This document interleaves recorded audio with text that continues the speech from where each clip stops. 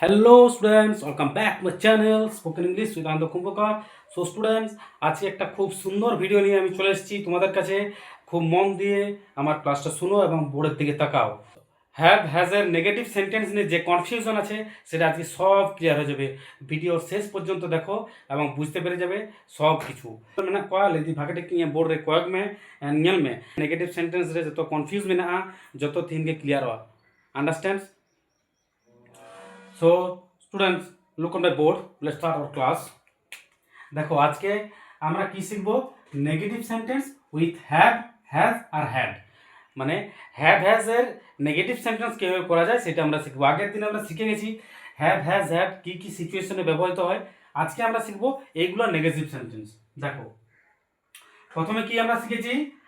I have a pen.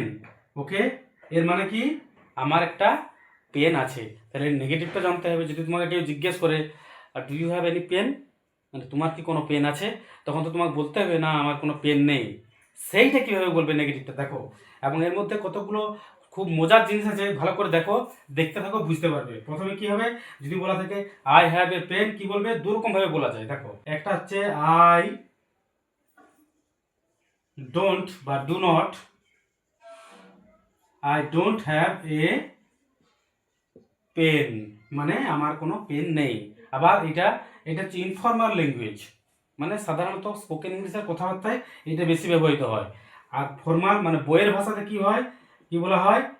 I have no pen. এইখানে কিন্তু আর এ হবে না। কেন এ হবে না? দেখো, এইটা হচ্ছে ডিটারমিনার আর এইটাও ডিটারমিনার। তাহলে একটা নাউনের আগে দুটো ডিটারমিনার বসে না। তাহলে এখানে কি হবে? I have no pen. Understand student what I am saying? Okay, next দেখো আরো একটা উদাহরণ দিচ্ছি, ভালো করে দেখো। হি হ্যাজ এ পেন, কি হবে নেগেটিভে? হি, দেখো খুব মজার জিনিস, হি ডাজেন্ট। হি ডাজেন্ট, এইখানে কি হয়ে যাবে তখন? হ্যাভ। এইটাই স্টুডেন্টরা ভুল করে, he doesn't have a pen. এইখানে কিন্তু হি ডাজেন্ট হ্যাজ হবে না। কেন হ্যাজ হবে না? দেখো, হি যেহেতু থার্ড পারসন সিঙ্গুলার নাম্বার, তার জন্য হ্যাজ হয়। আমরা যেহেতু he third person singular number, সেই জন্য আমরা একবার এর ভার্ব ডাজ বসিয়ে দিয়েছি। তার জন্য এখানে কি হবে? হ্যাভ। এটা মনে রাখবে। ওকে স্টুডেন্টস, আবার এটাকে আরেকভাবে বলা যাবে। এটা he has no pen. Understand? Clear? শুধু আমরা হ্যাড দিয়ে করবো। দেখো হ্যাড দিয়ে কিভাবে হয়, এইখানে একটা মজার জিনিস আছে। দেখো কি বলবে? যদি আমরা বলি আই হ্যাড এ বুক, মানে কি? আমার একটি বই ছিল। এটা নেগেটিভ। তোমাকে যদি কেউ জিজ্ঞেস করে যে তোমার কি বই ছিল, আই হ্যাড এ বুক এর মানে কি? আমার একটি বই ছিল। যদি তোমাকে কেউ জিজ্ঞেস করে did you have any book, তোমার কি কোনো বই ছিল, তুমি তখন কি বলবে?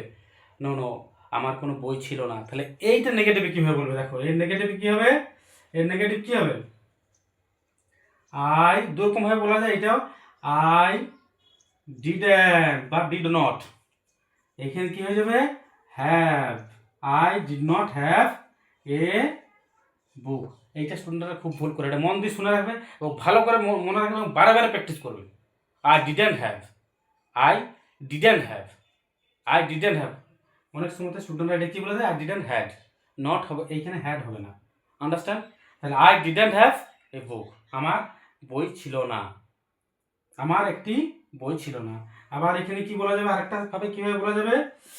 আই সিম্পলি কি হবে? I had no book. Understand what I am saying? আরেকটা দেখো, এরকম ভাবে বলা যাবে যে I didn't have any book, আমার কোনো বই নেই। এইখানে এই হবে না, সেম আগের মতো কি বললাম, কেন দুটো ডিটারমিনার পরপর হবে না। ওকে আন্ডারস্ট্যান্ড? দেখো আমি আরও একটা উদাহরণ দিয়ে দিচ্ছি, তাহলে তোমাদের পুরোটা ক্লিয়ার হয়ে যাবে। শেষ পর্যন্ত ভিডিওটা দেখবে, সব কিছু বুঝতে করে যাবে। আজকেই তোমাদের সব ক্লিয়ার হয়ে যাবে হ্যাড, হ্যাজ এবং হ্যাভ দিয়ে যে নেগেটিভ সেন্টেন্স হয়। আর কখনো জীবনে তোমাদের ভুল হবে না, কখনো তোমরা এগুলোতে ভুল করবে না। ওকে, নেক্সট আর একটা উদাহরণ দিচ্ছি। দেখো কি বলবে? যদি তুমি ডাক্তারখানায় যেয়ে বলো কি আই হ্যাভ এ ফিভার, মানে আমার জ্বর হয়েছে বা আমার জ্বর আছে। তোমাকে যদি ডাক্তার জিজ্ঞাসা করে do you have a fever, তুমি কি বলবে? নো স্যার, আমার জ্বর নেই। এটা কিভাবে বলবে? কিভাবে বলবে?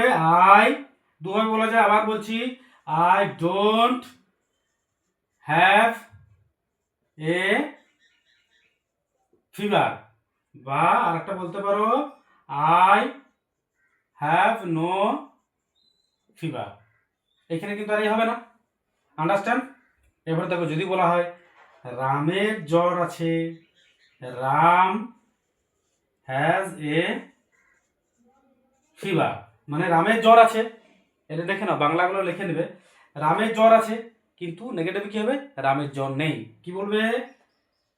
রাম, কি বলবে? Ram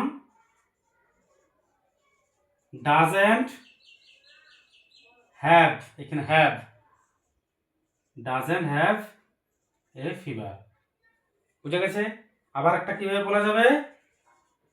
Ram has no fever, রামের জ্বর নেই। ওকে, যদি তোমাদের কোনো কনফিউজ থাকে আমাকে কমেন্ট বক্সে জানাবে, আমি তোমাদের সব বলে দেবো এবং সব তোমাদের কনফিউজ ক্লিয়ার করে দেবো। ওকে স্টুডেন্টস, সব clear?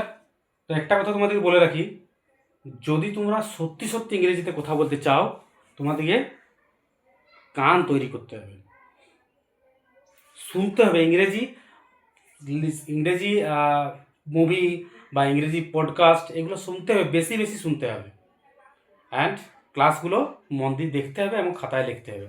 So if you really want to speak in English, you have to listen the English podcast or English native speaker speech or English movie.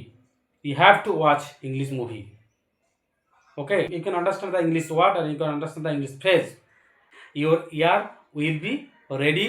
Student, you know, if you really deserve something from your heart, then all universe will work toward getting you that. Understand? At first নিজের মধ্যে যে একটা জোশ, সেই জোশটাকে বাইরে বের করে নিয়ে আসো যে আমাদের ইংরেজি শিখতেই হবে, তাছাড়া তুমি ইংরেজি কখনো শিখতে পারবে না। একদম you have to promise yourself যে I will speak in English. Understand student? কীভাবে হ্যাভ হ্যাজ দিয়ে নেগেটিভ সেন্টেন্স করতে হয়, যদি তোমরা বুঝতে পেরে গেছো, যদি তোমরা সত্যি সবটা বুঝতে পেরে গেছো যে হ্যাভ হ্যাজের নেগেটিভ সেন্টেন্স, তো তোমরা আমার কমেন্ট বক্সে 10টি 5টি যে কোনো 2-4টি করে সেন্টেন্স আমাকে কমেন্ট করে জানাবে। কোনো অসুবিধা থাকলেও আমাকে কমেন্ট করবে।